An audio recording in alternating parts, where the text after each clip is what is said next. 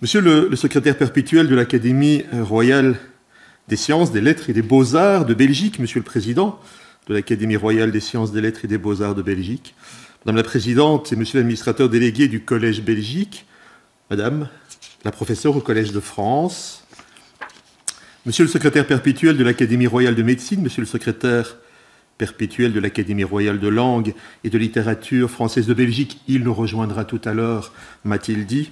Mesdames et messieurs les académiciens, je ne sais pas s'il y en a effectivement dans la salle, mais en tout cas, mesdames et messieurs, en vos titres, grades et qualités que je sais très nombreuses.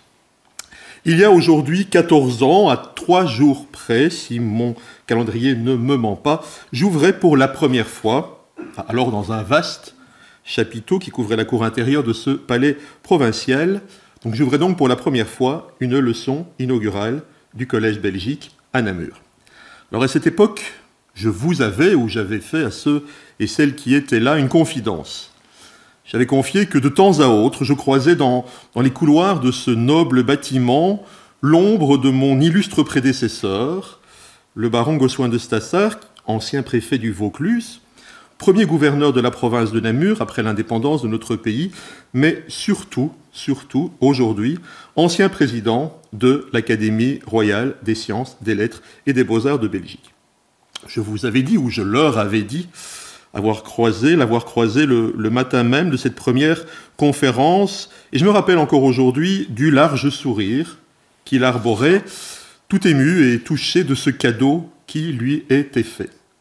L'Académie, son Académie, grâce au Collège Belgique, revenait à lui pour prolonger son désir de faire de ce palais provincial un lieu de référence en matière de savoir, un lieu de bouillonnement des cerveaux, grâce à la diversité des sujets abordés, grâce à l'hétérogénéité des profils des conférenciers, grâce aux origines multiples d'un public devenu, année après année, de plus en plus fidèle.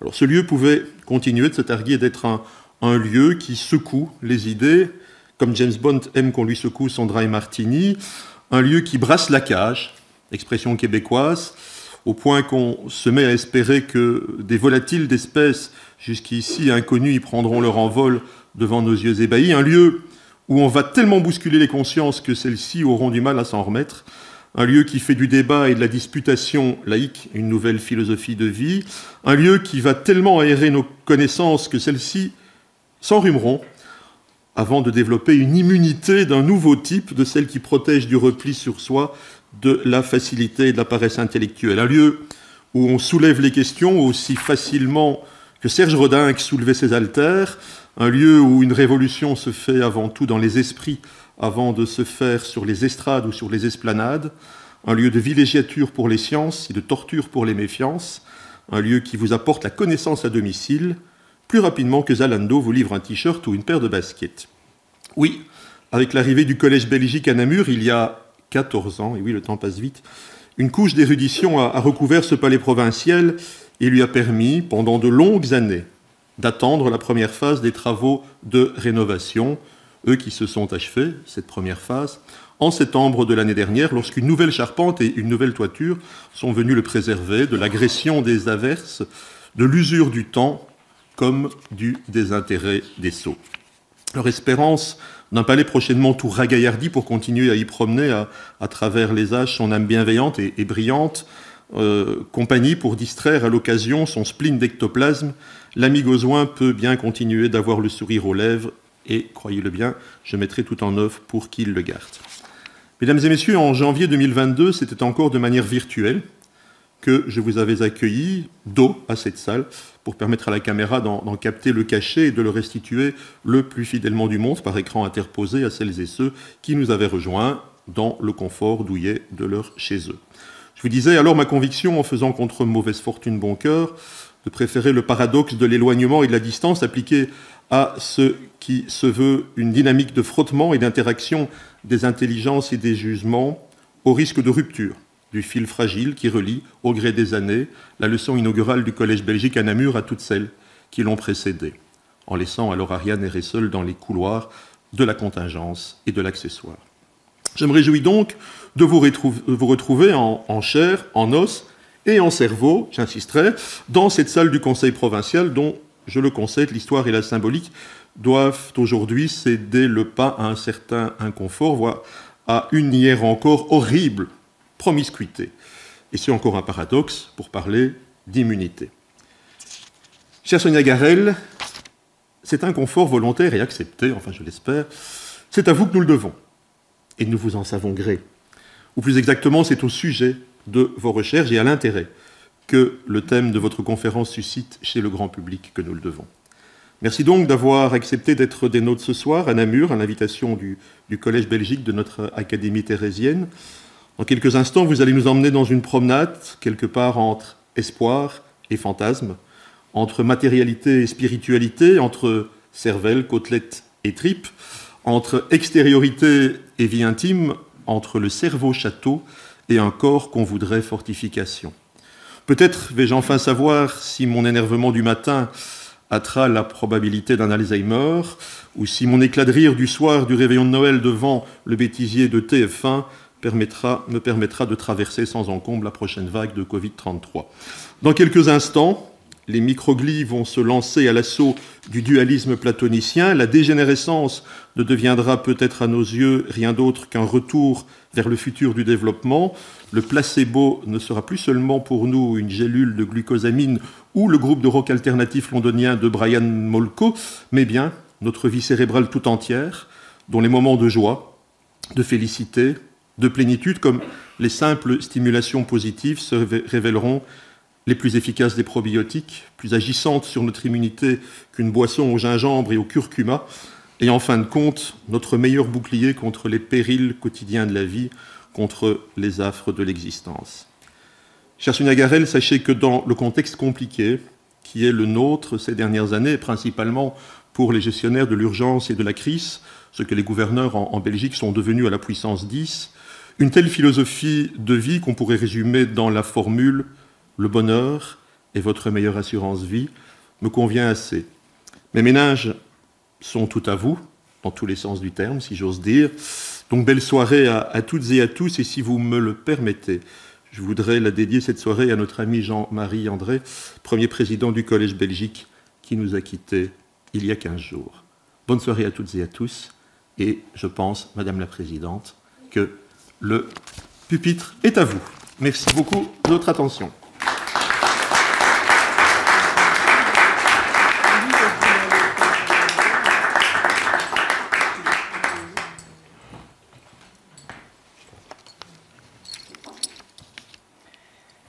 Monsieur le gouverneur, monsieur le président de l'Académie royale de Belgique, monsieur le secrétaire perpétuel de l'Académie royale de Belgique, monsieur le secrétaire perpétuel de l'Académie royale de médecine de Belgique, mesdames et messieurs, en vos titres et qualités, c'est avec beaucoup d'enthousiasme que nous vous accueillons pour cette séance d'ouverture de la 15e session annuelle du Collège Belgique à Namur. Monsieur le gouverneur, mesdames et messieurs, quelle joie de pouvoir vous retrouver ici après 2 ans en visioconférence, même si rien n'est plus totalement comme avant. Nous vivons dans un monde de plus en plus complexe et la compréhension des forces qui le gouvernent et le font évoluer n'est pas chose aisée. Qu'il s'agisse des enjeux géopolitiques, énergétiques, économiques, climatiques ou culturels, il devient très difficile d'en appréhender toutes les variables. Et pour couronner le tout, il faut que notre cerveau s'en mêle avec ses différents biais cognitifs qui peuvent perturber nos perceptions des événements et l'objectivité de nos analyses. Et parmi ces biais, il y en a un qui me semble mériter toute notre attention, car il induit un véritable frein à l'innovation et à la créativité. C'est le biais de conformité. Le biais de conformité désigne la tendance à rallier la vie de la majorité, indépendamment de sa pertinence, au détriment de notre opinion intime. Nous avons en effet une inclination à penser dans le sens du courant dominant. Si la plupart des gens le pensent, c'est que ça doit être vrai. D'autre part, en affichant une opinion divergente, nous craignons d'être stigmatisés, voire exclus de notre groupe d'appartenance. Pendant des expériences scientifiques ont montré que face à un problème, un même individu se conformera à des décisions, même si elles sont absurdes, s'il a connaissance que ces décisions sont majoritaires, mais répondra correctement s'il est isolé. Notre cerveau serait le coupable. Il est câblé en effet pour le conformisme. Un lobe du cortex cérébral, l'insula, est très impliqué dans notre comportement social et émotionnel. Il s'active lorsque une personne craint d'être marginalisée par son groupe d'appartenance. D'autres structures cérébrales, le noyau accumbens et le gyrus singulaire, s'activent lorsque notre pensée dévie de l'opinion générale en générant une sorte de message d'erreur. Donc, en citant que notre avis correspond à celui de la majorité, notre cerveau n'émet aucun signal. En revanche, si notre opinion s'écarte de celle du plus grand nombre, ces zones cérébrales s'activent, ce qui va alors déclencher une remise en question de notre jugement et nous inciter à nous conformer à la pensée majoritaire. Alors, il était suggéré que le biais de conformité aurait une origine évolutive et aurait favorisé la survie de notre espèce. En effet, en des temps anciens, l'homme ne pouvait subsister qu'au sein d'un groupe et il devait en conséquence adopter les pratiques et les pensées de sa communauté. La conformité est une fonction importante dans la cohésion et la différenciation des groupes culturels, réduisant la variance intragroupe et augmentant la variance intergroupe. La conformité a donc facilité la diffusion des traits au cours de l'évolution.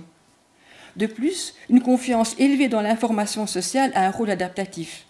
Les individus se conforment en adhérant aux normes sociales et aux normes établies du groupe social, permettant l'appartenance et réduisant les tensions sociales. Mais ce processus s'avère de moins en moins adapté au fur et à mesure que le monde devient plus complexe, alors qu'en même temps, un flux massif d'informations sommaires et d'opinions diverses nous submerge. En ce sens, le biais de conformité peut nuire sérieusement à l'intelligence collective. Véritable frein à l'innovation et à la créativité, ce biais inhibe l'émergence d'idées et installe les membres d'un groupe dans le confort de l'alignement à la majorité. Alors, peut-on tout de même penser par soi-même? Oui, bien sûr, à condition de passer outre les injonctions de notre circuit cérébral de détection de non-conformité. Connaître ce biais cognitif peut nous libérer d'emprises diverses. Plus on prend le temps de réfléchir et d'observer et de s'informer, plus notre capacité de discernement augmente, permettant des réponses originales et rationnelles. Et pour alimenter vos réflexions, quoi de mieux que le Collège Belgique? Le programme 2023 est particulièrement diversifié et de grande qualité. Ce seront au total plus de 150 activités qui se dérouleront sur les 6 sites du Collège Belgique en Fédération Wallonie-Bruxelles, ainsi que sur les 2 implantations à l'étranger, à Paris et à Rome. À Namur, le programme comportera 2 cycles de cours-conférences qui seront consacrés aux animaux mâles de la ferme et aux matériaux de l'écrit médiéval. Les sujets abordés par les cours-conférences interrogeront les défis sociétaux, s'intéresseront à la santé, à l'histoire, à la religion, aux énergies durables et aux polluants atmosphériques et à la philosophie. Notez qu'il y aura également cette année différentes innovations. Le Collège Belgique proposera les midis du Collège Belgique à Bruxelles, ainsi que les midis de la démocratie au Parlement à la Fédération Wallonie-Bruxelles. N'oubliez pas que la démocratie est fragile, il faut être vigilant et la défendre sans relâche sous peine de la perdre. Ce qui n'empêche qu'elle puisse évoluer. En effet, la démocratie ne consiste plus à s'engager à ce que nous soyons tous égaux, mais à ce que chacun puisse être différent tout en étant traité également. Notez également l'organisation de 4 conférences-concerts au Palais des Académies. Des conférences-concerts associeront un exposé scientifique et une illustration musicale de premier choix. Alors, le programme est trop vaste pour être évoqué ici dans son intégralité, et donc n'hésitez pas à vous rendre sur le site du Collège Belgique pour découvrir toutes les activités. Vous pourrez bien sûr écouter ou revoir toutes ces conférences sur le site l'académie.tv. Alors, permettez-moi de remercier chaleureusement, en notre nom à tous, Monsieur le gouverneur Denis Maten, qui nous accueille ici fidèlement depuis tant d'années. J'avais calculé 15 ans, mais ça dépend si on considère l'année écoulée ou pas. Donc, pour la police ou les organisateurs. Et donc, je voudrais également profiter de cette séance pour remercier chaleureusement toute l'équipe du Collège Belgique, son administrateur délégué, le professeur Jean Leclerc, qui va arriver avec un petit peu de retard. Il a interrogé ses étudiants aujourd'hui. Monsieur le secrétaire perpétuel de l'Académie royale de Belgique, le professeur Didier, ainsi que toute l'équipe du Collège Belgique, Louis Borès, Quentin Rény, Léonore Ponsin et Kevin Saladé, pour le travail immense qu'ils accomplissent pour organiser et gérer les toujours plus nombreuses activités du Collège Belgique. Et enfin, mes chers confrères et consoeurs, membres du bureau du Collège Belgique, merci pour vos soutiens et vos disponibilités. Et donc, je vous souhaite une excellente année 2023, emplie d'enrichissement intellectuel. Et puis, si vous trouvez dans les cours conférences du Collège Belgique ces informations permettant d'alimiter vos réflexions, vous permettant d'empêcher votre cerveau de jouer des tours avec son biais de conformité. Et puisse l'année 2023 nous ramener la paix.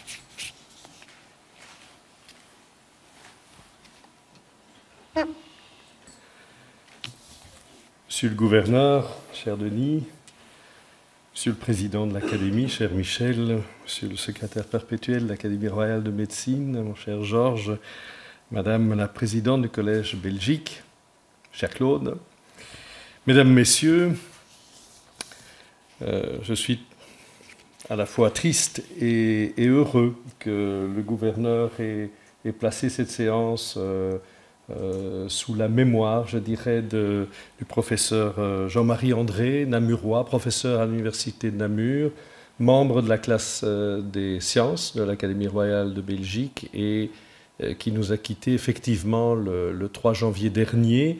Il avait été le premier président du Collège Belgique et était tout particulièrement heureux de cette implantation namuroise pour des raisons que nous savons. Nous l'avions vu encore il n'y a pas trop longtemps et c'est avec beaucoup d'émotion que nous avons appris son décès. Alors ce Collège Belgique, il est désormais bien installé puisque... Et alors je vais résoudre le dilemme, c'est sa 15e session. Alors pour un historien c'est simple, il suffit d'expliquer qu'on calcule de manière inclusive ou exclusive, c'est la 15e session, c'est passé il y a 14 ans. Voilà, donc tout le monde a raison, c'est la 15e saison que nous inaugurons aujourd'hui à Namur, après avoir hier lancé le cycle bruxellois au Palais des Académies à Bruxelles. Alors, de palais en palais, le Collège Belgique s'est en effet installé dans de multiples villes de la Fédération Wallonie-Bruxelles, Namur, Charleroi, Liège, Mons, Arlon, et depuis quelques années, il a même franchi nos frontières, puisque nous organisons un cycle parisien, en collaboration avec la délégation générale de la Fédération Wallonie-Bruxelles, boulevard Saint-Germain, et un cycle romain en collaboration avec l'Academia Belgica Via Omero à Rome. C'est ainsi pour moi l'occasion de remercier ici les gouverneurs des provinces d'Arlon et bien sûr de Namur. Merci mon cher Denis pour ton soutien inébranlable, ton humour et le festival rhétorique auquel nous pouvons assister chaque année, qui me fait penser que pour le 20e anniversaire du Collège Belgique, il faudra que nous éditions tes discours, certainement. Merci beaucoup pour tout cela. Et je remercie aussi la SBL Le Grand Liège, le Mundaneum à Mons, le Palais des Beaux-Arts et l'Université ouverte à Charleroi, qui nous accueillent toujours avec énormément de générosité et d'enthousiasme et contribuent ainsi énormément à la défense, la promotion de la science et des arts, ce qui reste la mission fondamentale de l'Académie royale des sciences, des lettres et des beaux-arts de Belgique. Tant que nous en sommes aux remerciements, je souhaiterais aussi mentionner l'importance du soutien de la Fédération Wallonie-Bruxelles, mais également du FNRS, du Fonds national de la recherche scientifique, et de la Loterie nationale dans l'organisation de nos plus de 150 activités de cette année. Claude Thomberg l'a rappelé. Au rang des soutiens de la première heure, je ne peux évidemment pas omettre ici le Collège de France. Collège de France qui, effectivement, nous a apporté sa collaboration solide et ancienne et qui nous permet ainsi d'accueillir chaque année plusieurs professeurs du collège, comme on dit, au cours de l'année et traditionnellement lors des 2 séances d'inauguration du mois de janvier. On en reparlera dans un instant. Je remercierai aussi la délégation générale du Québec, qui nous permet d'organiser la chaire du Québec au Collège Belgique, mais aussi l'Agence universitaire de la francophonie, qui est notre partenaire dans la chaire Monde francophone, que nous partageons aussi avec le Collège de France. Enfin, c'est une autre chaire, mais il y en a une également au Collège. Ou encore, je voudrais remercier la Fondation Jomotte de Moulins pour l'aide qu'elle apporte au Collège Belgique dans l'organisation de la chaire qui porte le nom de cet académicien décédé maintenant il y a 6 ans. Si l'Académie royale des sciences, des lettres et des beaux-arts de Belgique est en charge de l'ensemble de la logistique du Collège Belgique, ce dernier rassemble toutefois par ailleurs l'Académie royale de médecine et l'Académie royale de langue et littérature française de Belgique qui œuvrent de concert, et je m'en réjouis, pour offrir une programmation toujours plus complète, toujours plus variée. En ce début d'année, je tiens donc à remercier chaleureusement tous ces acteurs qui nous aident dans l'organisation du Collège Belgique et qui participeront encore en 2023, et cela pour la 15e session à faire vivre cette magnifique aventure qu'est le Collège Belgique. Alors ce soir, l'exposé inaugural est confié à Sonia Garel, professeure au Collège de France, où elle occupe la chaire de neurobiologie et immunité depuis 2020. Ses recherches portent sur le développement des circuits cérébraux, aussi bien d'un point de vue fondamental que dans leur application à la compréhension de certaines pathologies. Ces travaux l'ont mené à décrypter le rôle de la migration cellulaire et des interactions transitoires dans le développement cérébral.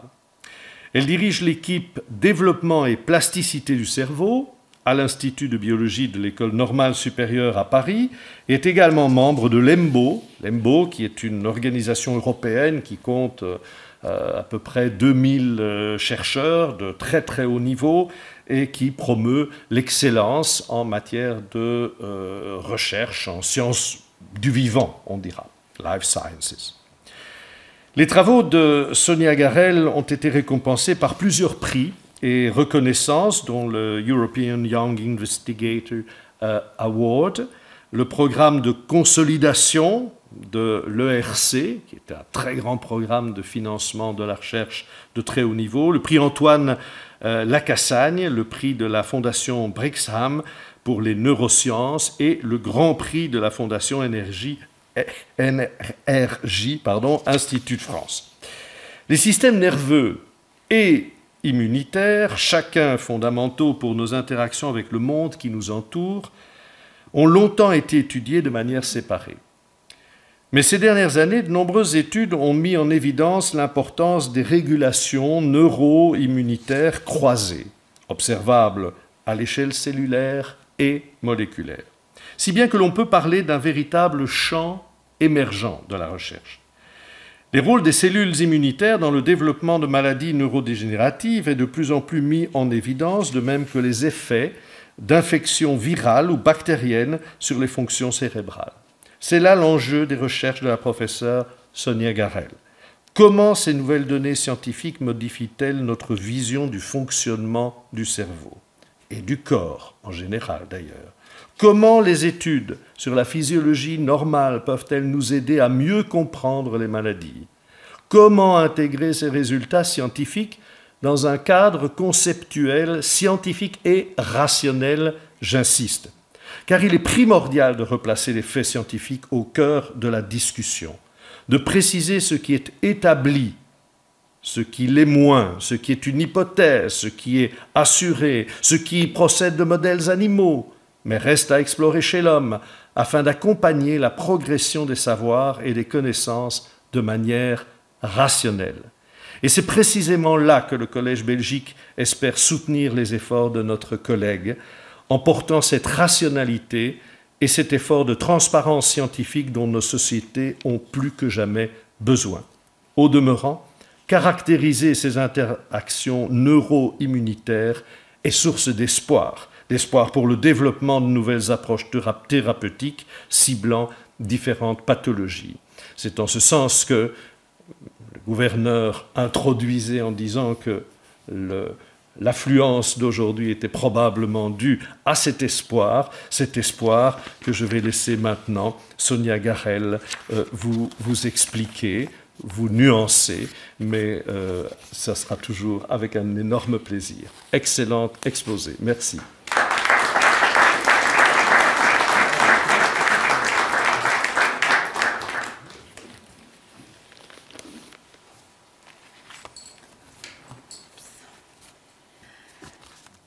Monsieur le gouverneur, monsieur le secrétaire perpétuel, monsieur le président, madame la présidente, monsieur l'administrateur délégué, mesdames et messieurs les académiciens, chers collègues, mesdames, messieurs, c'est un immense honneur et un réel plaisir d'être ici ce soir parmi vous, avec une petite pression après ces différentes introductions tout à fait élogieuses et complètes. Et j'espère que nous allons ensemble pouvoir plonger dans l'univers de cellules immunitaires qui sont présentes dans le cerveau, qu'on appelle les microglies, et que vous pouvez voir ici en vert, en train d'interagir de manière très étroite avec un neurone en rouge.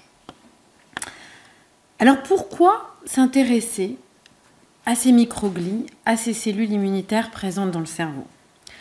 Quand on dit cerveau, on pense aux neurones, les cellules qui sont le support de la transmission électrique, de l'activité cérébrale. Mais en fait, le cerveau comporte un large ensemble, presque autant de cellules, qui ne sont pas des neurones, qui sont des cellules qu'on appelle collectivement des cellules gliales, ce qui veut juste dire des cellules du cerveau qui ne sont pas des neurones.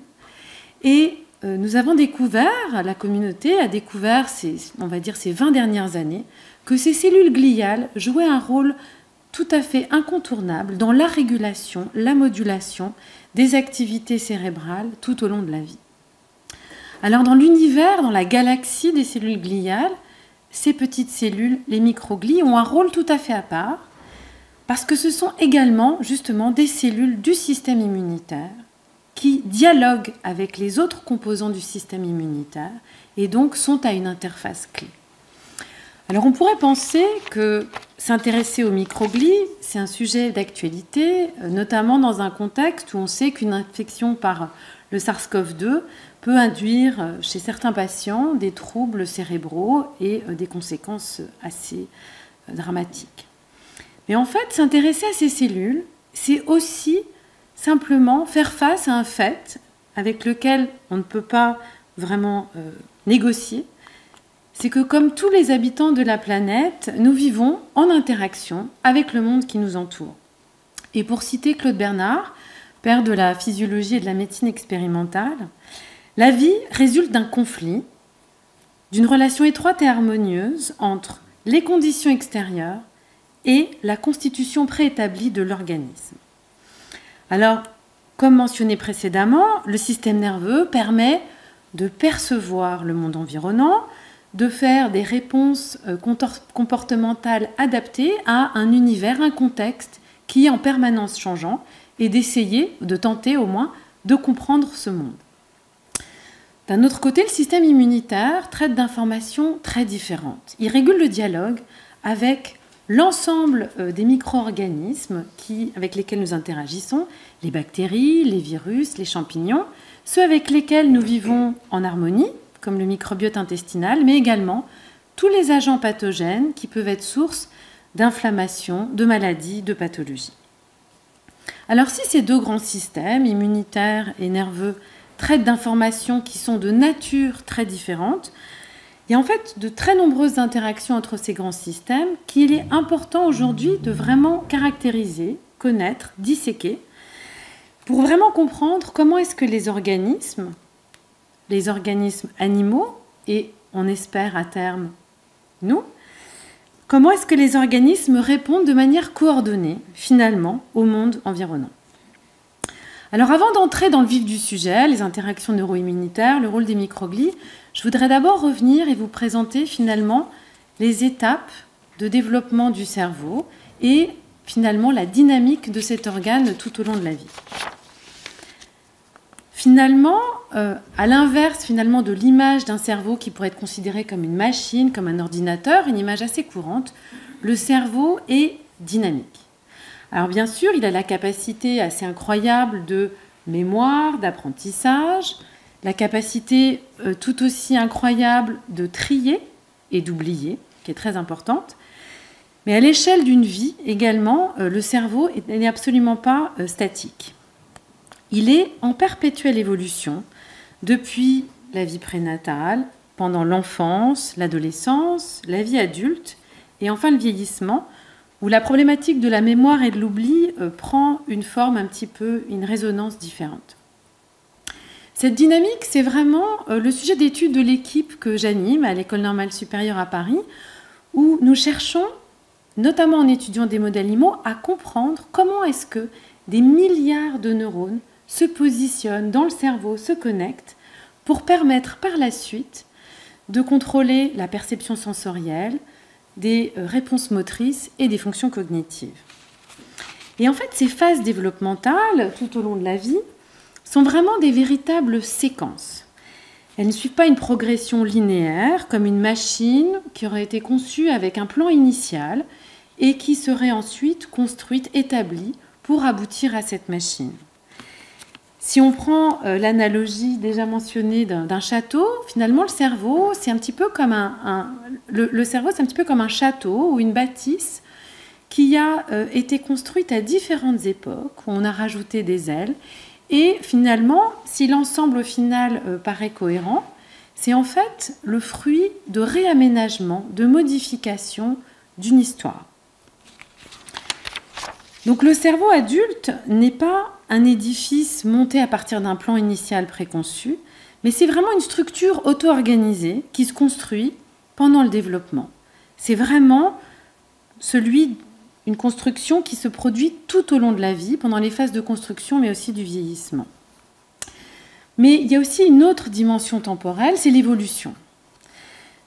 Donc le cerveau est aussi le résultat, notre cerveau, c'est le résultat d'un long bricolage évolutif, comme dirait François Jacob, à l'échelle de l'évolution des espèces, des hasards, des remaniements, des recyclages de certains circuits existants pour faire autre chose, des pressions de sélection.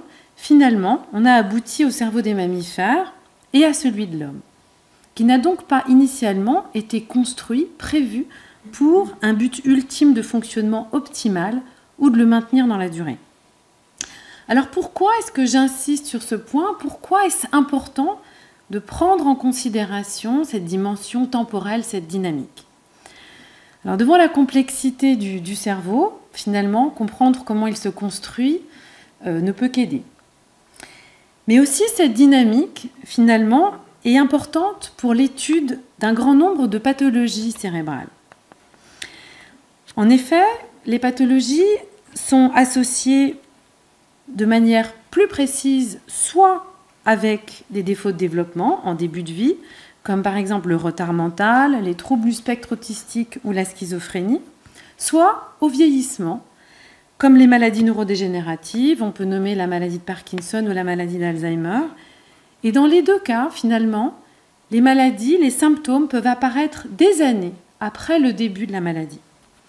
Donc en fait, comprendre, appréhender cette dynamique, la caractériser, c'est aussi essentiel pour comprendre comment un cerveau fonctionnel émerge, mais également pour aborder, progresser dans notre compréhension de l'origine de ces maladies. Alors, mais je vais maintenant entrer dans le vif du sujet, à savoir les interactions entre les cellules immunitaires et le cerveau. Et je vais d'abord commencer par l'historique de l'étude de ces interactions. Je vais ensuite parler de pourquoi, finalement, ces interactions ont été beaucoup plus largement étudiées ces dernières années, avec des petits et des grands bouleversements dans leur compréhension et leur étude. Et puis je reviendrai après, dans un deuxième temps, un troisième temps, sur l'association entre cellules immunitaires et la dynamique vraiment du cerveau. Comme mentionné dans les introductions, en fait, on connaît depuis très longtemps des exemples frappants d'interactions croisées entre le cerveau et le système immunitaire. Alors, un de ces exemples, c'est ce qu'on appelle en anglais sickness behavior, ou comportement de maladie. Et en fait, c'est un ensemble de symptômes que nous connaissons tous très bien.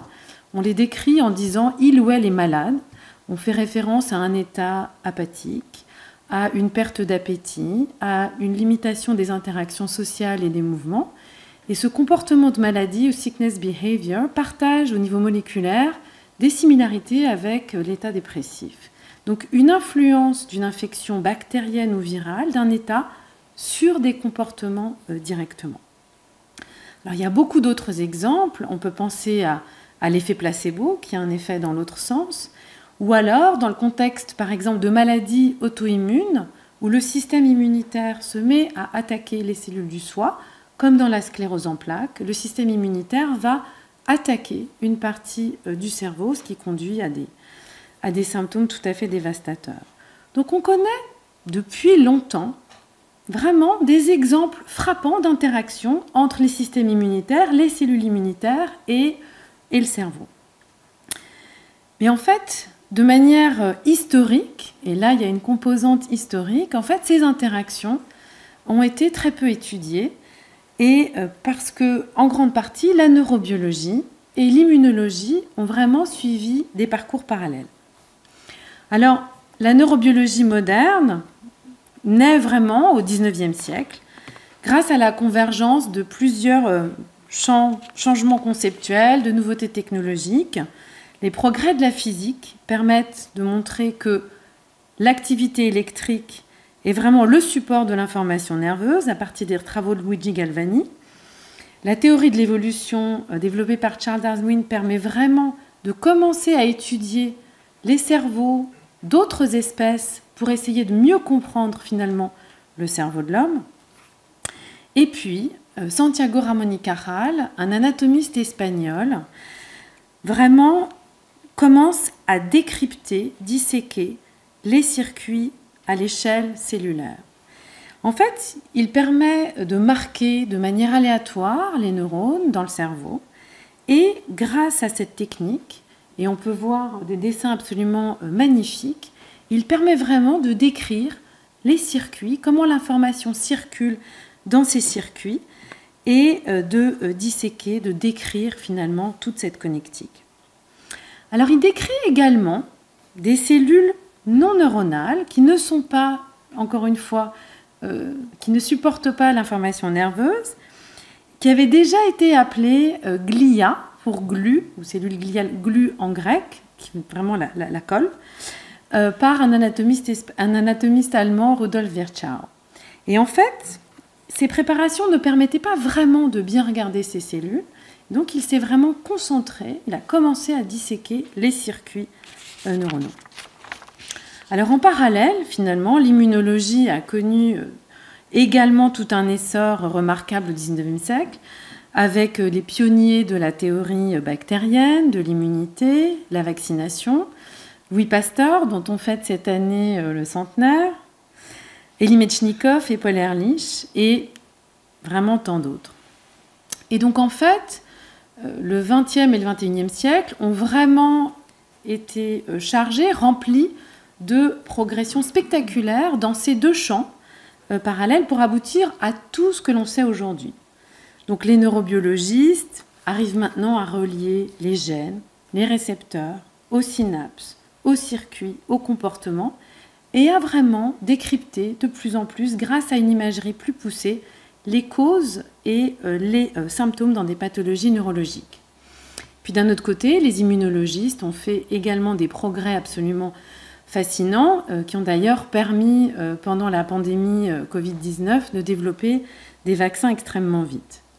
Alors on peut se demander pourquoi finalement, alors que ces deux champs spécialisés ont vraiment subi un foisonnement de découvertes et de grandes avancées, pourquoi est-ce que les interactions entre le système nerveux et le système immunitaire ont été finalement jusqu'à très récemment uniquement marginalement étudiées? On peut proposer des causes possibles, probables, voire même certaines réelles, qui sont scientifiques et historiques.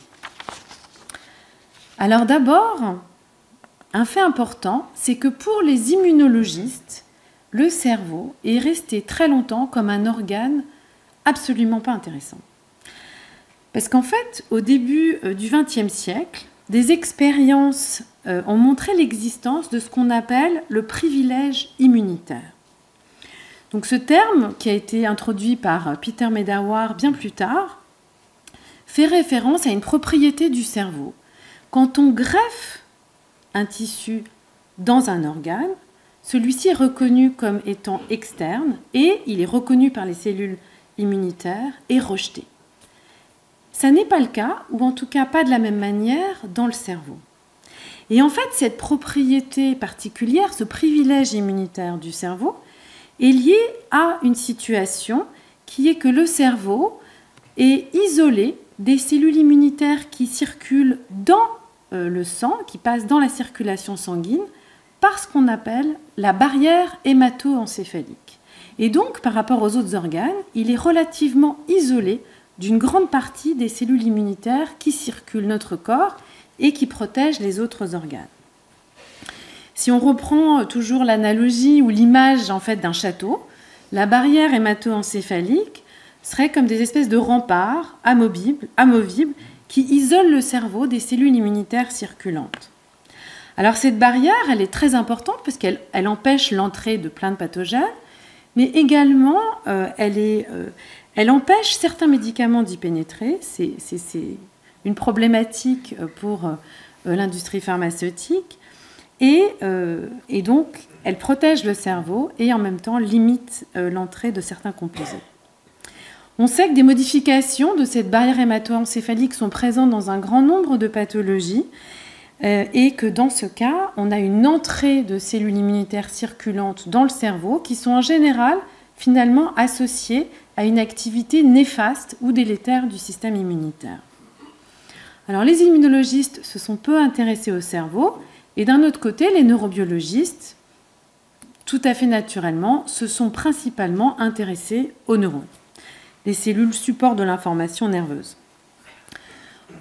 Il y a pourtant des cellules immunitaires, comme je l'ai précisé dans le cerveau, les microglies, mais en fait, finalement, ces sentinelles immunitaires du cerveau sont restées pendant très longtemps peu étudiées et on peut proposer qu'une de ces raisons, c'est le contexte finalement de leur découverte.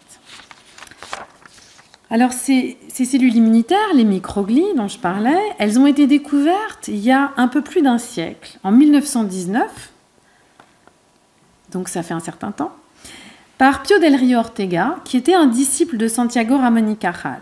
Donc Ramón y Cajal avait décrit les neurones et un premier type de cellules gliales.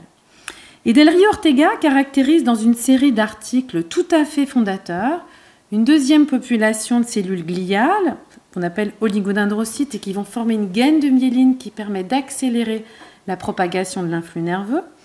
Et puis, une dernière population de cellules gliales, beaucoup plus petite, qu'il a appelée microglies. Et dès, finalement, 1919, dans ces séries d'articles, il observe que les microglies sont des phagocytes, c'est-à-dire des cellules qui sont capables de manger, on va dire, des débris cellulaires ou d'autres cellules dans le cerveau, des pathogènes. Il note qu'elles semblent avoir une origine complètement différente des autres cellules du cerveau. Et il remarque enfin qu'elles sont capables de se transformer, de changer de forme et de devenir beaucoup plus rondes, on dit améboïdes aussi. Et ces transformations qui a été associée à une pathologie qui avait été décrite peu de temps avant par Alois Alzheimer. Et donc en fait, il avait déjà proposé tout ce qu'on sait aujourd'hui sur ces cellules immunitaires. Mais en fait, Pío del Río Ortega et Santiago Ramón y Cajal, qui au départ travaillaient ensemble, se sont brouillés sur un plan scientifique et personnel. Pío del Río Ortega est parti en Argentine et les microglies sont restés, on va dire, dans l'ombre, dans les coulisses de la neurobiologie pendant finalement plusieurs décennies. Alors en fait, en dehors de ces contextes un petit peu historiques de deux champs scientifiques très spécialisés, la neurobiologie et l'immunologie, on peut aussi ajouter que la science n'est pas non plus complètement isolée d'un contexte social et culturel. Et il est important ici de rappeler, comme précisé, que dans la culture occidentale, finalement, corps et esprit ont souvent été considérés comme deux entités séparées. Ce dualisme, on le retrouve bien dans les religions occidentales, mais aussi chez des philosophes comme René Descartes au XVIIe siècle, qui distinguent corps et esprit. Et donc le cerveau, comme siège de la conscience, a souvent été considéré comme un organe à part. La progression de l'image cerveau-machine, puis cerveau-ordinateur au cours du XXe siècle, a peut-être contribué à faire considérer le cerveau comme séparé de toutes les autres grandes fonctions physiologiques, dont celles contrôlées par le système immunitaire. Et donc aujourd'hui, un vrai enjeu, c'est finalement d'intégrer le cerveau et toutes les connaissances que l'on peut avoir dans un contexte plus global, un contexte physiologique, celui du corps, et en interaction avec le système immunitaire.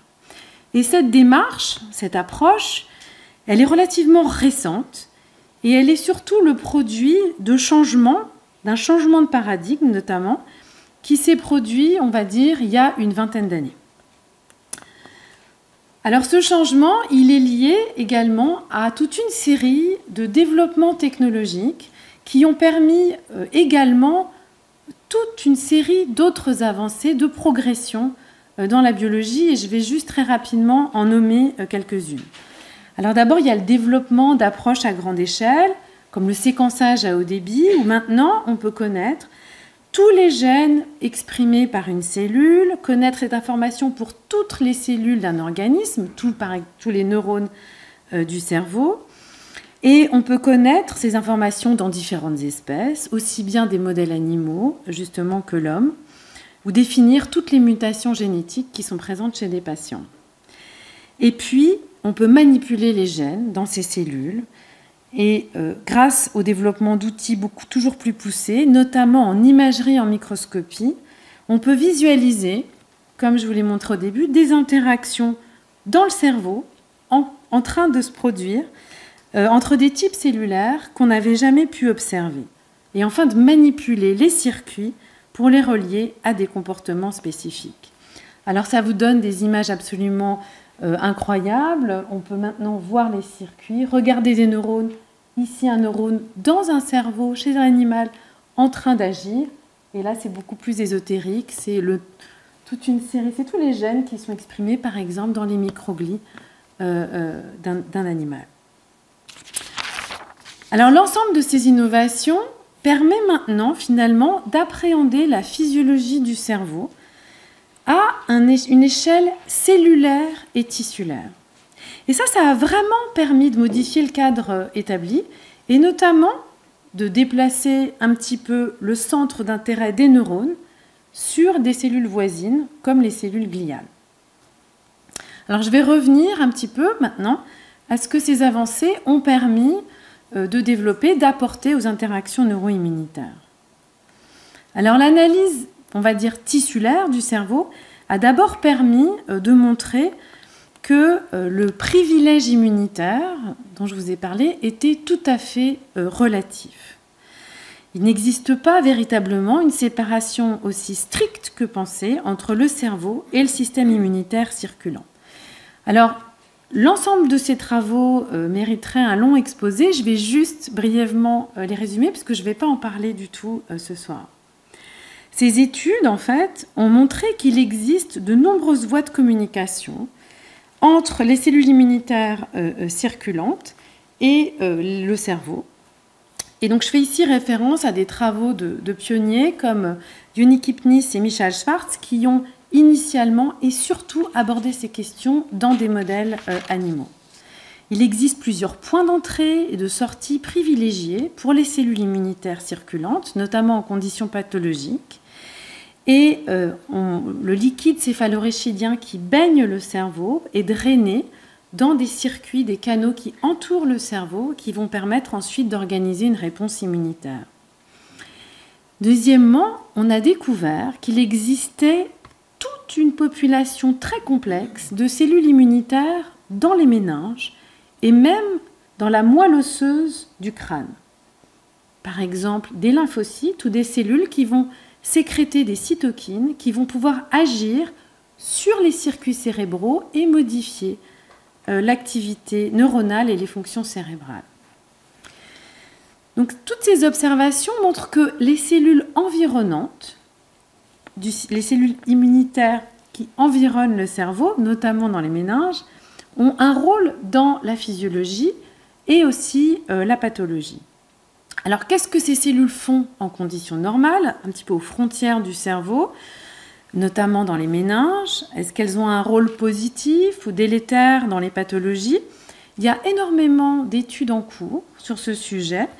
Et pour répondre à toutes ces questions, et je ne vais pas en parler aujourd'hui, mais c'est important de savoir qu'il y a une influence aussi périphérique de ce système immunitaire. Et un autre changement de paradigme sur lequel je vais plus me concentrer, c'est celui du rôle de cellules immunitaires résidentes qui sont présentes dans le cerveau, ces fameuses microglies. Alors qu'est-ce que c'est que ces cellules? J'en ai déjà parlé. Ce sont véritablement les sentinelles immunitaires du cerveau. Ce sont des cellules de l'immunité innée, des macrophages, et elles le protègent en cas d'infection par des bactéries, par des virus, d'infection, de lésions et aussi d'inflammation. Elles sont capables d'éliminer des pathogènes, de manger, de phagocyter par exemple des bactéries ou des cellules infectées par des virus. Elles sont capables d'éliminer des débris cellulaires, toujours en phagocytant, mais aussi des toxines par exemple. Et elles produisent un grand nombre de signaux qui vont d'une part aider à la réparation tissulaire, mais aussi recruter d'autres cellules du système immunitaire à l'intérieur du cerveau dans des contextes justement d'attaque et d'infection. Donc en fait, ces cellules qui coordonnent la réponse immunitaire, parce que ce sont celles qui sont présentes dans le cerveau en conditions physiologiques, elles représentent à peu près 5 à 10% des cellules du cerveau. Donc c'est une population qui n'est pas négligeable. Et elles étaient historiquement principalement considérées et reconnues comme des nettoyeuses ou des agents de sécurité dans les circuits cérébraux. Et en fait, cette vision très immunitaire a vraiment un petit peu volé en éclats quand on a pu regarder, visualiser ces cellules dans le cerveau chez l'animal. Et ça a été rendu possible grâce à des modèles génétiques où on peut marquer, je ne sais pas si vous voyez pas forcément très bien, où on peut marquer ces cellules avec la GFP et regarder ce qu'elles font. Et en fait, ce qui a été observé de manière tout à fait frappante, c'est que ces cellules ont une activité absolument frénétique. Je ne sais pas si vous voyez, elles n'arrêtent pas de bouger, de scanner l'environnement, d'étendre des prolongements en conditions où il ne se passe absolument rien. Et puis, dans ce film, où on a induit une lésion cérébrale avec un laser, on voit que dès qu'il y a une lésion, elles peuvent réorienter leur prolongement et vers le site de la lésion pour le réparer. Donc en fait, une activité de réparation, mais surtout une activité frénétique en conditions, on va dire, physiologiques. Et donc ça, cette activité cellulaire, ces cellules en permanence qui scannent comme ça le cerveau, c'est un coût énergétique absolument énorme pour l'animal, pour l'individu. Donc ça suggérait que ces cellules devaient faire autre chose. Et cette observation complètement intrigante, fascinante, a ouvert la porte à toute une série d'études et on s'est rendu compte qu'en effet, les microglies avaient, en plus de leur rôle immunitaire, un rôle tout à fait important dans la physiologie normale de leurs voisins, les neurones. Alors, quels sont finalement ces rôles? D'abord, comme je l'ai dit, elles permettent d'éliminer des cellules mortes, mais également des cellules un petit peu endommagées, et ainsi à réguler le nombre de neurones présents dans le cerveau. Ensuite, elles pratiquent ce qu'on appelle l'élagage ou l'élimination de synapses excitatrices, qui sont en fait des points de connexion entre les neurones, et notamment celles qui sont moins actives électriquement et qui sont marquées par des voies moléculaires, taguées par des voies moléculaires immunitaires. Donc elles régulent le nombre de neurones et le nombre de synapses présents dans le cerveau. Elles assurent aussi la promotion, la formation de certaines synapses, par exemple en remodelant la matrice extracellulaire, en produisant des facteurs qui permettent de réguler l'activité des neurones et des synapses. Et notamment, il a été observé que ces microglies sont capables de calmer les neurones, agissant un petit peu comme un frein, un modérateur, voire dans certaines conditions comme l'épilepsie, comme des fusibles. Alors, les microglies ont également un rôle dans la régulation d'autres cellules gliales, par exemple en lien avec la gaine de myéline, la cicatrisation, la réparation, etc. Donc en fait, et cette liste n'est vraiment pas exhaustive. Donc en fait, ces cellules, en agissant avec leurs voisins, en interagissant, ont des actions multiples. On pourrait les comparer à des couteaux suisses. Et on les a aussi baptisées jardinières du cerveau, ce qui montre un petit peu le fait qu'elles ne contrôlent pas l'activité cérébrale directement, mais elles agissent à la marge, en régulant le nombre de neurones et le nombre de synapses, en modulant les interactions, et que le rôle de ces cellules est fondamentalement multiple.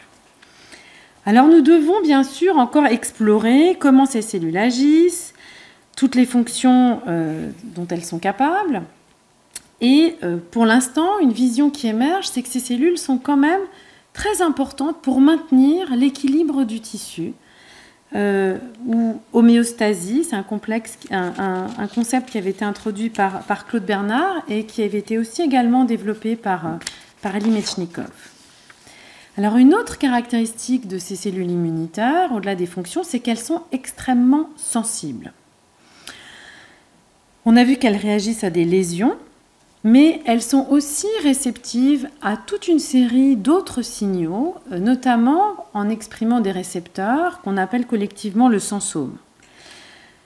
Alors d'abord, les microglies sont de manière assez remarquable sensibles à l'activité électrique des neurones situés autour d'elles, soit en réagissant à des composés qui sont libérés en même temps que les neurones sont électriquement actifs, comme l'ATP, mais elles sont aussi capables de répondre directement à des composés qui permettent le dialogue entre les différents neurones qu'on appelle neurotransmetteurs, comme la sérotonine, l'acétylcholine ou la noradrénaline. Et il est frappant de constater que l'activité des microglies, le fait qu'elles font ces prolongements et qu'elles scannent tout leur environnement, est inhibée le jour par le tonus noradrénergique qui est associé à l'état de veille, et elles sont beaucoup plus actives la nuit. Et donc cette activité nocturne des microglies participe au remodelage des synapses et n'est pas sans rappeler l'importance du sommeil pour consolider certaines connexions nerveuses et la mémoire. Donc des microglies sensibles à l'activité électrique des neurones et qui peuvent en retour influencer l'activité et l'organisation des circuits. Mais les microglies sont des cellules immunitaires et donc elles sont aussi sensibles à tout un tas de signaux qui sont vraiment en lien avec les interactions immunitaires. Alors elles sont bien sûr sensibles aux bactéries, aux signaux inflammatoires, mais elles sont également sensibles à des toxines, à des traitements médicamenteux et notamment on sait que certaines substances utilisées en chimiothérapie affectent le fonctionnement des microglies et participant ainsi à ce qu'on appelle le chemobrain ou le brouillard cérébral.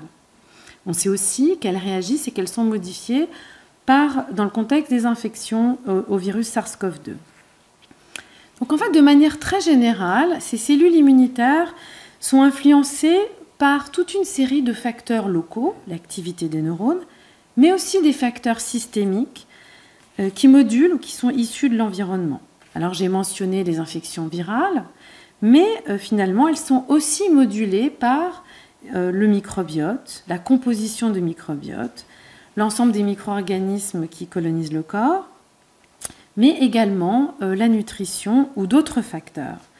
Par exemple, une illustration de cette modulation, de ces sensibilités de ces cellules, chez l'animal, les microglies sont un petit peu différentes chez les mâles et les femelles ou dans différentes régions du cerveau. Donc en fait, les microglies jouent un rôle important dans des fonctions physiologiques, des fonctions cérébrales, et elles se situent à une interface absolument clés parce qu'elles intègrent également une grande variété de signaux qui viennent du corps et de l'environnement. Alors que font les microglies dans des contextes pathologiques? Des avancées vraiment importantes ces 20 dernières années ont montré que ces cellules sont impliquées dans les maladies neurodégénératives et en particulier dans la maladie d'Alzheimer.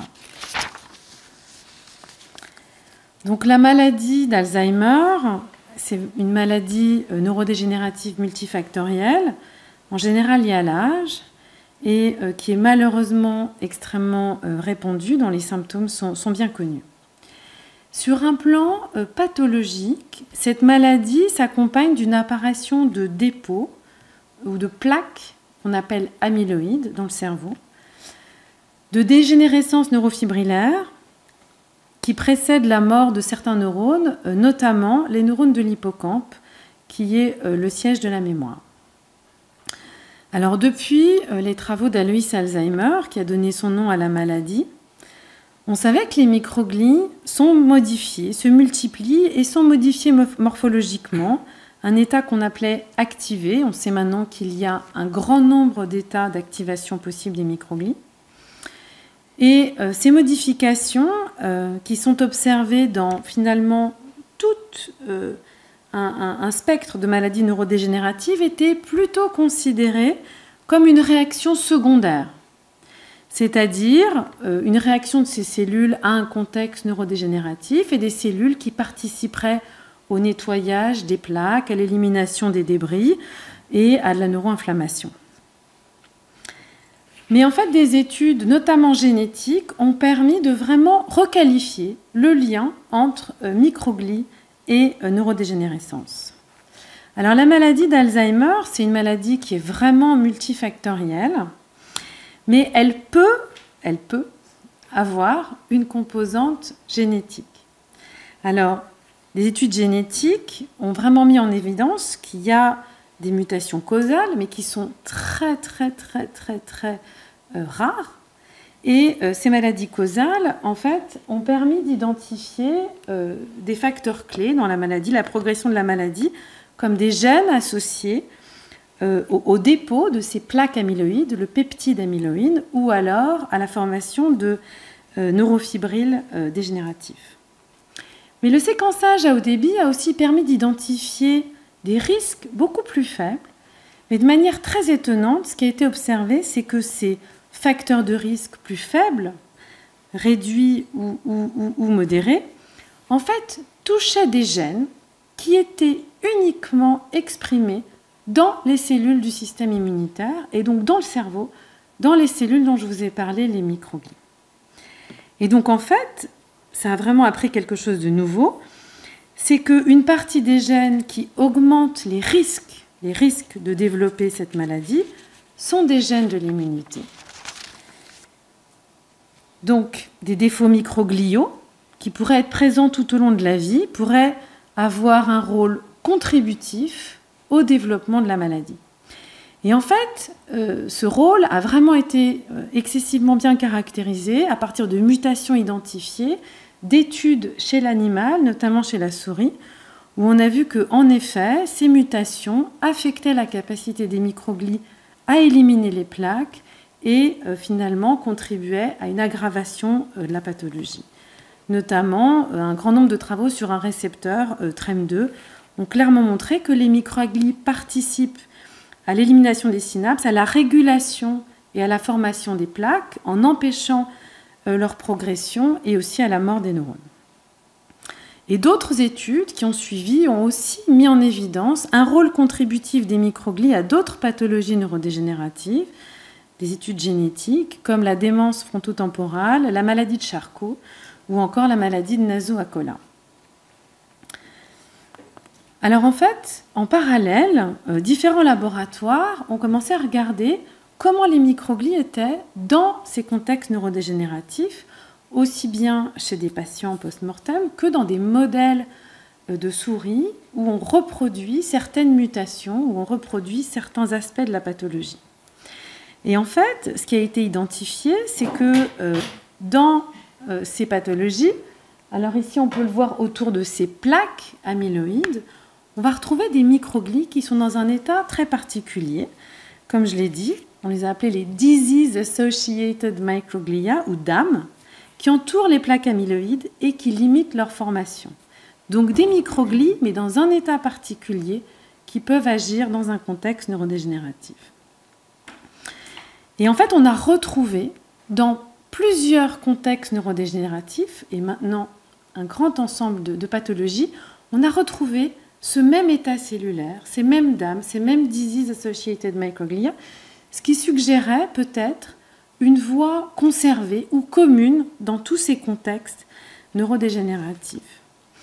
Et ça, c'était déjà une première ouverture pour éventuellement, à terme, et je reviendrai là-dessus, essayer d'explorer des pistes thérapeutiques qui pourraient être en lien avec le système immunitaire et qui ciblent ces maladies dévastatrices. Alors finalement, ce que je vous ai dit jusqu'ici, et je vais quand même regarder ma montre, c'est que l'ensemble des travaux que j'ai évoqués vraiment changent le concept ou la vision qu'on pouvait avoir, avec une image bien éloignée des microglies qui seraient des sentinelles passives derrière les remparts, toujours du château, qui attendraient des infections bactériennes ou virales pour réagir et participer. Mais elles apparaissent vraiment comme des modulateurs, des effecteurs de l'activité cérébrale, importante pour son fonctionnement, mais aussi dans leur participation dans des maladies neurodégénératives. Alors, qu'en est-il d'autres phases de la vie du cerveau, de la dynamique, d'autres pathologies, par exemple les troubles du spectre autistique, la schizophrénie, et est-ce que ces cellules participent au développement? Alors en fait, ce sont des questions importantes auxquelles de nombreux laboratoires, dont le mien, essayent de répondre parce que nous essayons de comprendre ce que font les microglies dans le cerveau, principalement en utilisant le modèle de la souris, en développement pour regarder ce que font ces cellules à des phases précoces. Et l'enjeu est pour nous de comprendre comment émerge un cerveau fonctionnel. À partir des phases précoces, développementales, dont je vous ai parlé, des phases qui commencent dans l'embryon par des programmes génétiques, une activité spontanée, une activité qui est liée à l'expérience, et des modifications qui permettent de câbler les circuits.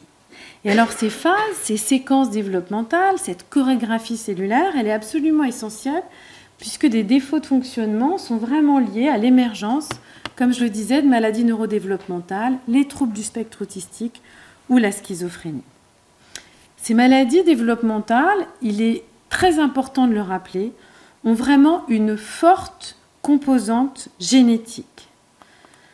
On a maintenant identifié des facteurs génétiques qui sont des facteurs de risque pour ces maladies. Et des études chez les jumeaux établissent vraiment qu'il y a une forte composante génétique. Et les facteurs de risque génétiques, pour l'instant, qui ont été identifiés, affectent les neurones et en particulier les synapses. Et en fait, il y a des études épidémiologiques. Alors, initialement, sur l'épidémie de grippe espagnole, qui ont également suggéré que des facteurs environnementaux, notamment des infections liées, des infections bactériennes ou virales à des moments précis de la grossesse, pourraient augmenter dans la descendance les risques, pas de causalité, pourraient augmenter les risques de certaines maladies neurodéveloppementales comme la schizophrénie.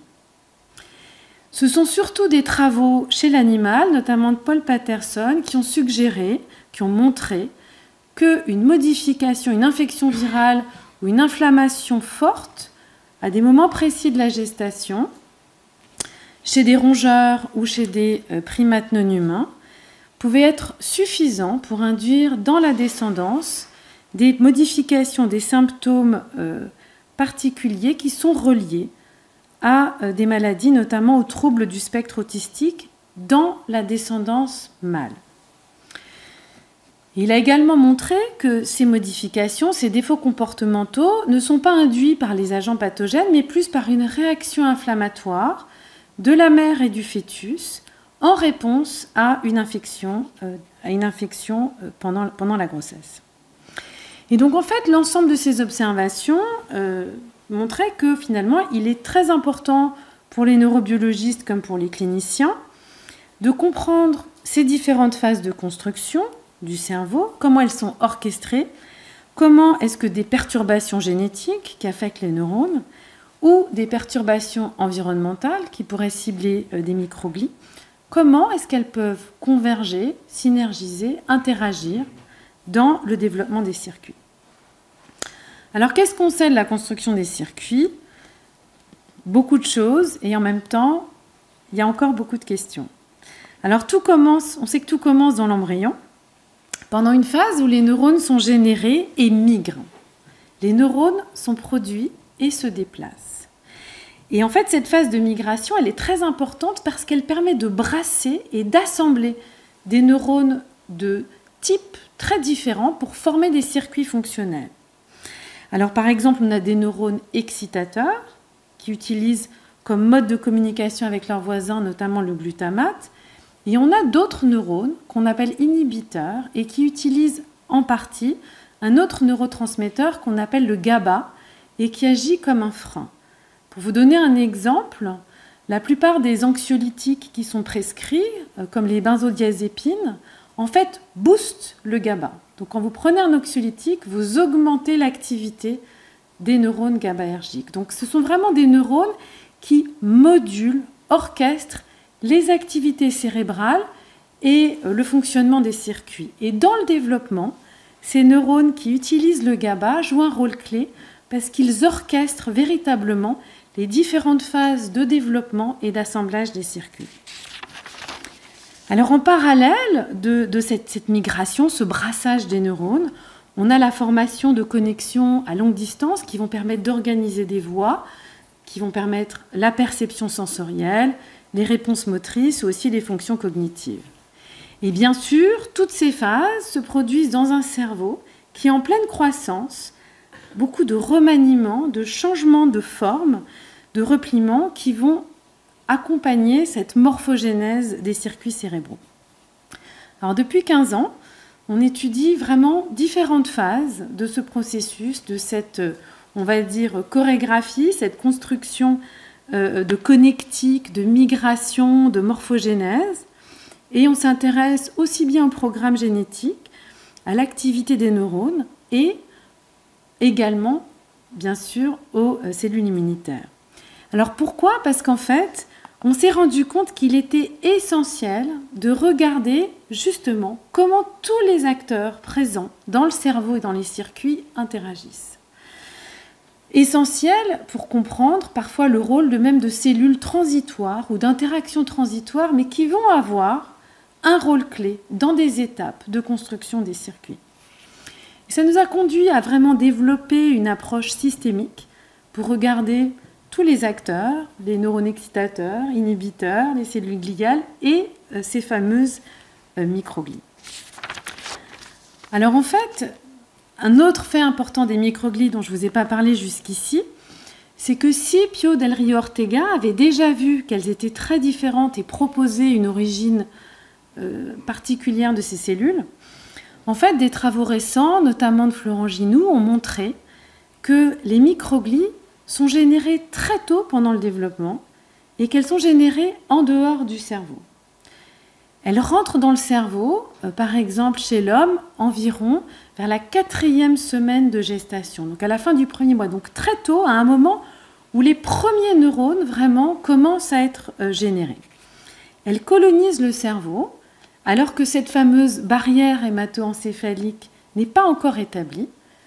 Elles rentrent dans les circuits et à l'échelle de la population, c'est la même population de cellules immunitaires qui reste depuis la vie fœtale jusqu'à la fin de la vie adulte.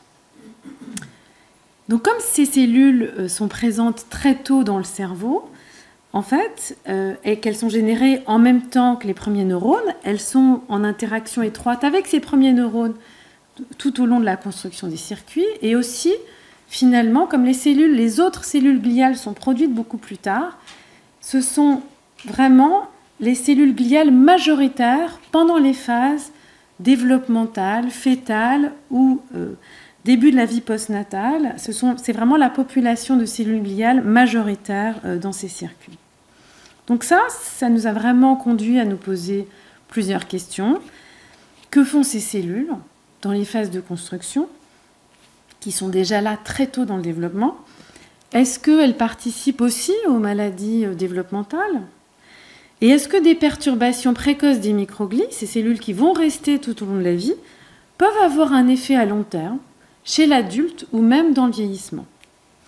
Alors pour mieux comprendre la vie précoce de ces cellules tout à fait fascinantes, on a commencé par examiner ces cellules pendant cette phase de colonisation, première phase du développement embryonnaire, fœtal et les premières étapes de la vie postnatale.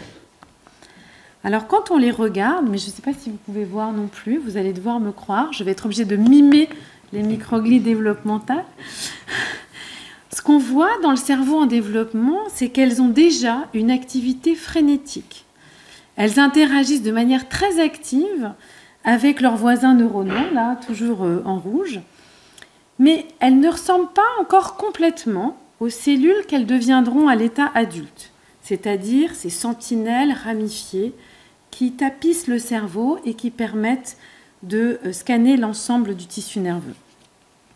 Et dans le cerveau en développement, on voit qu'elles ont déjà des particularités associées au développement. Alors la première particularité, c'est qu'elles ont un grand nombre de morphologies, y compris des cellules très très rondes ici, qui ne sont en fait observées chez l'adulte que dans les contextes neurodégénératifs. Ces cellules partagent une grande similarité moléculaire et cellulaire, au-delà de la morphologie, avec ces fameuses Disease Associated Microglia qui sont observées en contexte neurodégénératif. Et je reviendrai plus tard sur les fonctions un petit peu de ces cellules. Et la deuxième, c'est que les microglies ne sont pas initialement partout dans le cerveau. Elles ont des distributions hétérogènes. Il y a des régions d'accumulation ici, ou des régions dans lesquelles elles ne sont pas présentes.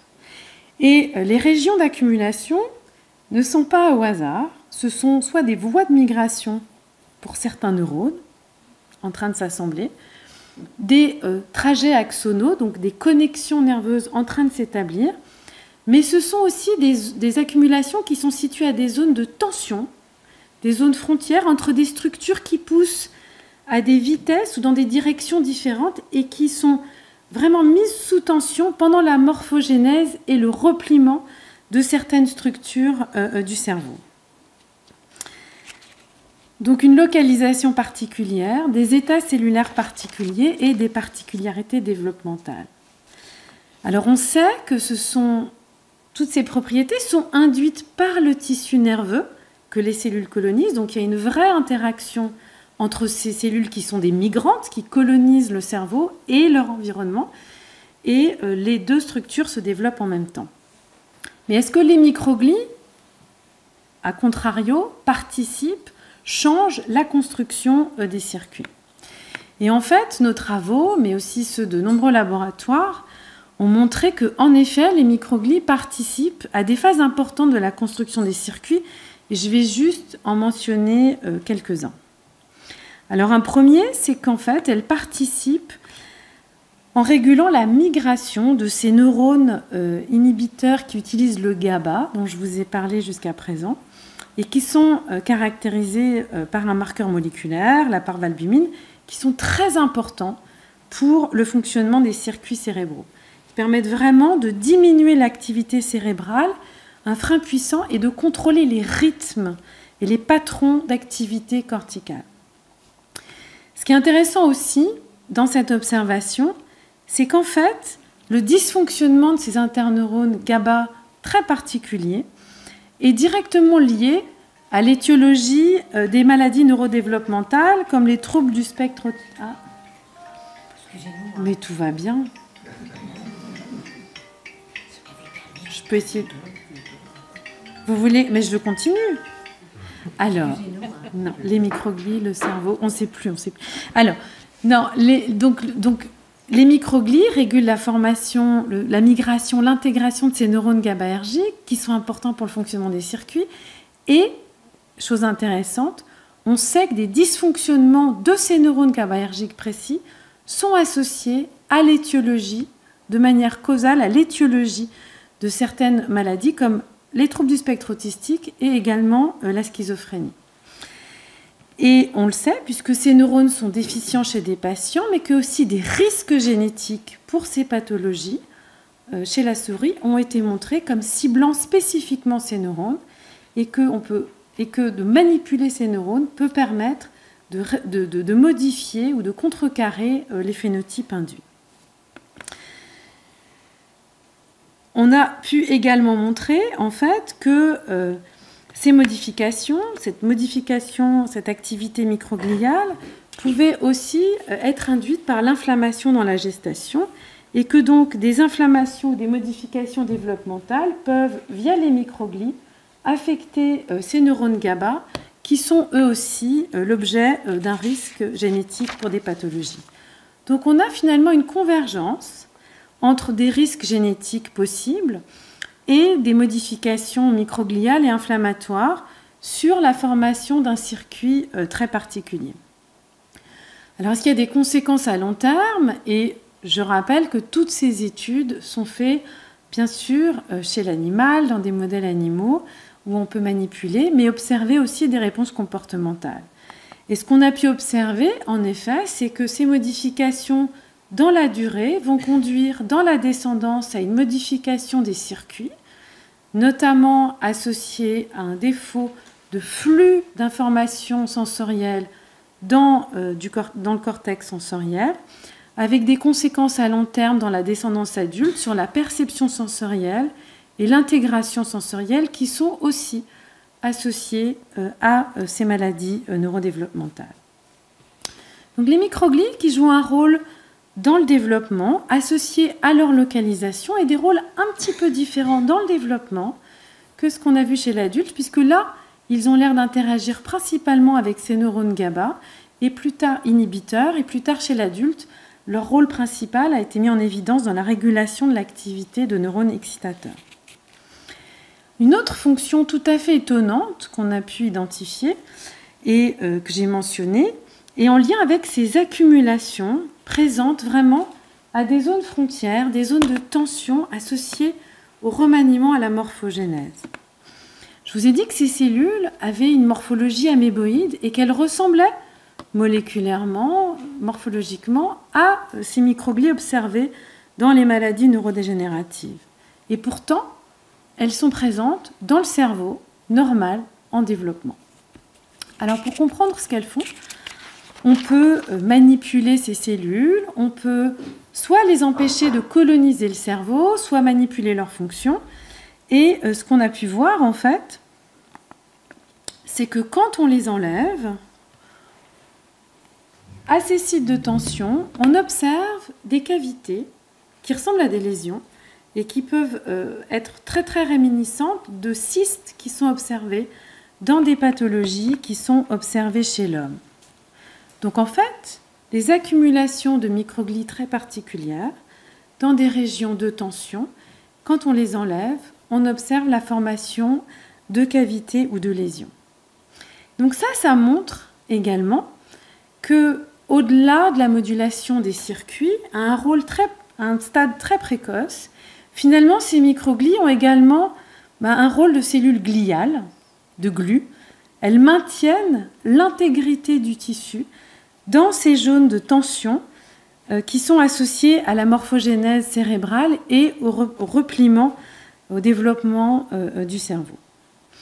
Alors en général, quand on associe lésions cérébrales, quand on pense aux lésions cérébrales, on pense à une action délétère des microglies, que les microglies vont attaquer le tissu, et là ce qu'on voit en fait, c'est un rôle protecteur. Je vous ai dit que ces cellules étaient très très proches des cellules qu'on observe en maladie neurodégénérative, et sur un plan moléculaire, en fait, sur un plan moléculaire, on a pu montrer que ces cellules maintiennent l'intégrité cellulaire en partie en produisant une cytokine qui a des effets tout à fait pléiotropes, qui s'appelle l'ostéopontine, et qu'elle participe à la réparation des tissus. Donc en fait, ce qu'on voit là, c'est qu'on retrouve un état cellulaire présent en conditions neurodégénératives, mais présent dans le cerveau, en développement, qui maintient l'intégrité tissulaire et qui promeut la réparation, avec un rôle tout à fait protecteur. Alors, est-ce que ces défauts, ces lésions qu'on observe quand les microglies ne sont pas fonctionnelles pendant le développement, est-ce que, là aussi, ça va induire des défauts plus tard? Alors, ce qu'on voit, c'est que ces lésions se résorbent, et on ne sait pas si c'est lié à l'action d'autres types cellulaires ou si les tensions, en fait, disparaissent. C'est des choses que nous sommes en train de regarder. Mais par contre, ce que l'on peut observer, ce qu'on commence à voir dans nos travaux en cours, c'est que ces cavités peuvent altérer le développement de structures qui sont situées à côté, et notamment l'amygdale, qui est une structure essentielle pour les circuits de la peur et de l'anxiété.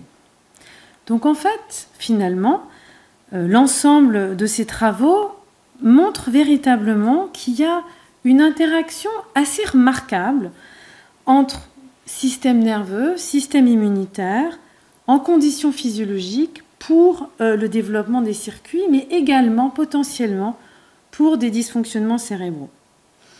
Donc on essaye vraiment, et ça apparaît essentiel maintenant, de comprendre les facteurs qui peuvent réguler cette symbiose, la symbiose microglie-neurone, depuis les stades précoces du développement.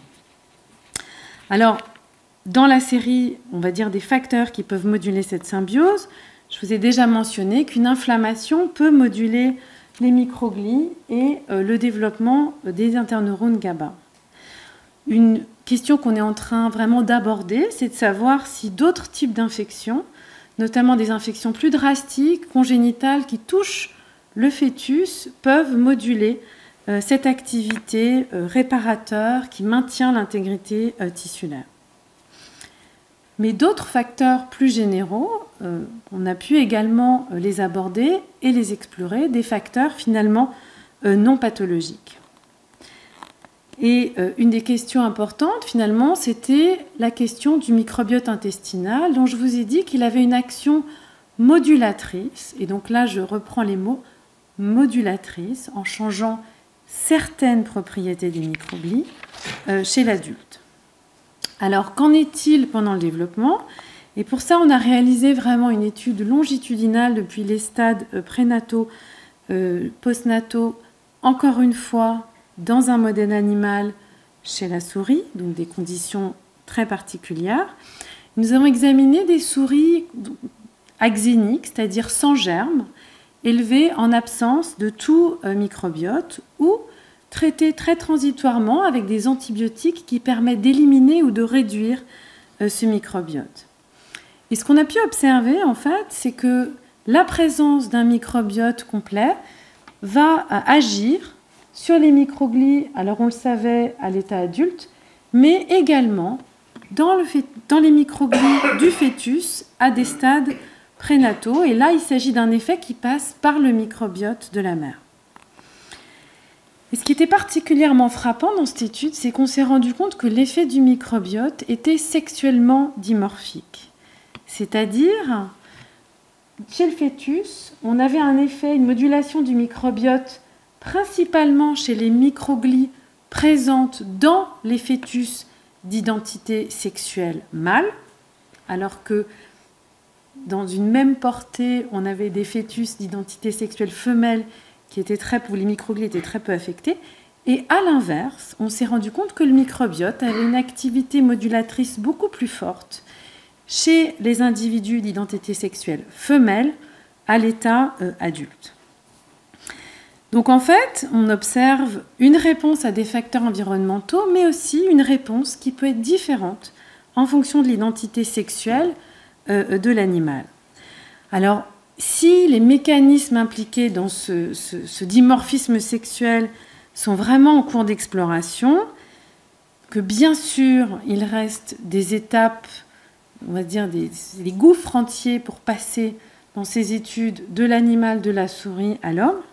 Ces études montrent peut-être de manière plus fondamentale qu'il y a des fenêtres temporelles de susceptibilité de ces cellules immunitaires qui vont être différentes en fonction de l'âge et en fonction de l'identité sexuelle, puisque ces cellules peuvent intégrer un grand nombre de signaux. Et ces observations font écho finalement aux pathologies. Parce qu'on sait que dans les pathologies où on a observé des contributions microgliales, on a un dimorphisme sexuel. Dans les maladies neurodéveloppementales, on a une prévalence accrue chez les hommes. Et pour certaines maladies neurodégénératives, comme la maladie d'Alzheimer ou des maladies auto-immunes, comme par exemple la sclérose en plaques, on a vraiment un dimorphisme et une prévalence observée cette fois-ci chez les femmes.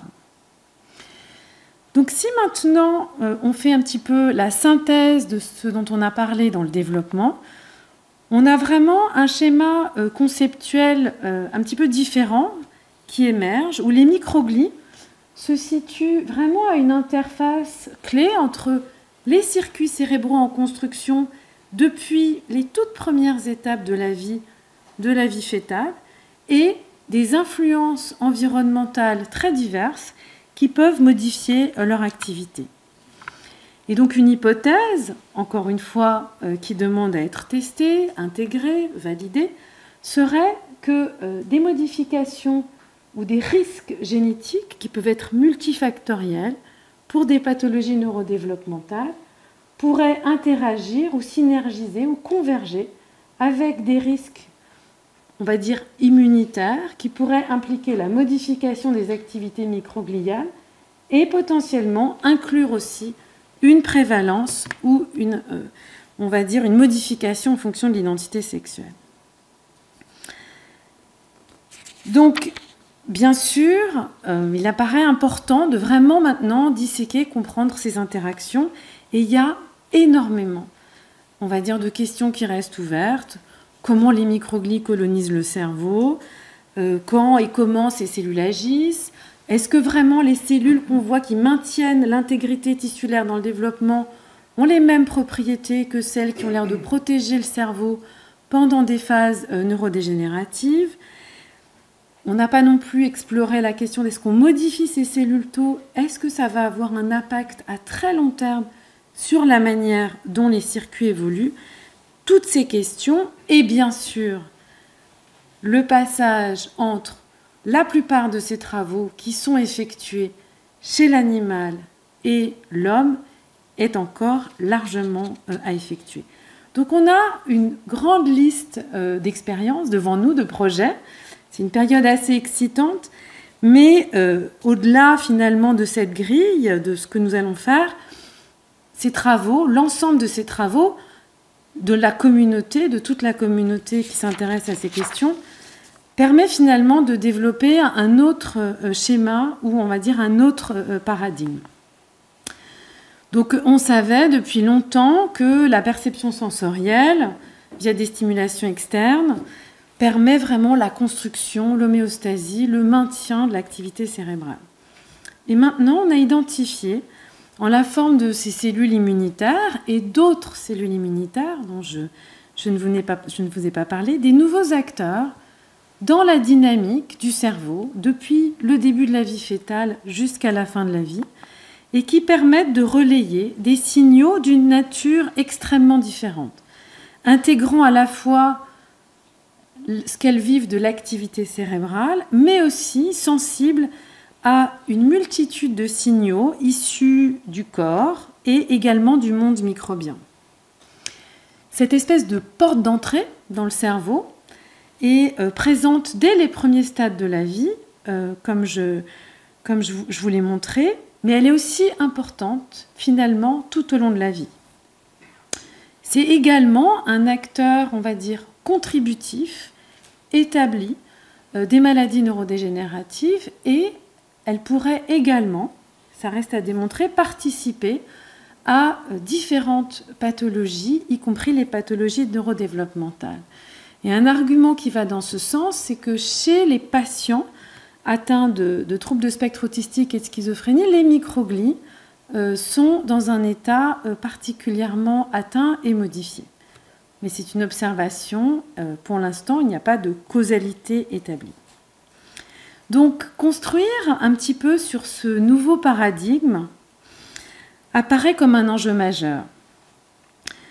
Un enjeu majeur pour comprendre comment les organismes vivants peuvent produire des réponses neurobiologiques adaptées à l'environnement, un environnement multiple, et appréhender le continuum entre la physiologie et la pathologie.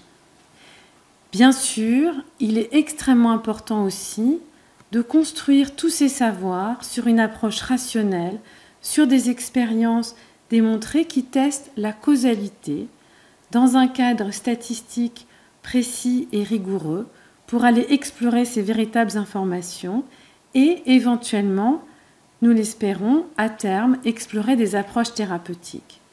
Et je voudrais ici dire un mot, parce que je pense qu'en tant que chercheur, je ne suis pas médecin, nous avons la responsabilité vis-à-vis des patients, vis-à-vis de leurs proches, des gens qui sont atteints de maladies dévastatrices pour lesquelles il n'y a pas encore de traitement, de bien rappeler que si ces observations, ces expériences sont une source d'espoir, de recherche, qui peuvent être guidées par la curiosité ou par l'objectif de développer des thérapies, mais que ces recherches s'inscrivent dans la longueur, dans la durée.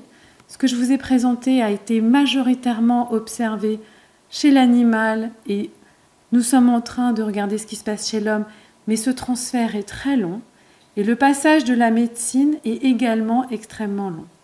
Donc il faut en avoir conscience, c'est potentiellement une source d'espoir pour développer des nouvelles thérapies et il faut continuer à aller dans ce sens, mais bien remettre toutes ces nouvelles données à leur place, avec l'importance qu'elles peuvent avoir et les perspectives qu'elles peuvent ouvrir. Je voudrais juste ne pas finir sans sincèrement remercier le travail de tous les membres de mon équipe, actuelle et passée, un très très très grand nombre de collaborateurs que je n'ai pas cités, je m'en excuse, des financements, et toute, finalement, cette synergie sans laquelle nous ne pourrions absolument pas travailler. Et je voudrais particulièrement saluer le travail des jeunes chercheurs parce que c'est vraiment leur passion, leur enthousiasme qui construit cette science qui avance. Et je suis personnellement vraiment infiniment et reconnaissante à ces jeunes chercheurs de partager cette aventure et de travailler avec moi. Alors, je vous remercie pour votre attention. Je serais ravie de discuter. J'espère que vous m'avez suivi dans cette aventure immunitaire qui n'était pas trop longue ou trop complexe et je serais ravie de discuter plus à même. Je vous remercie de votre attention.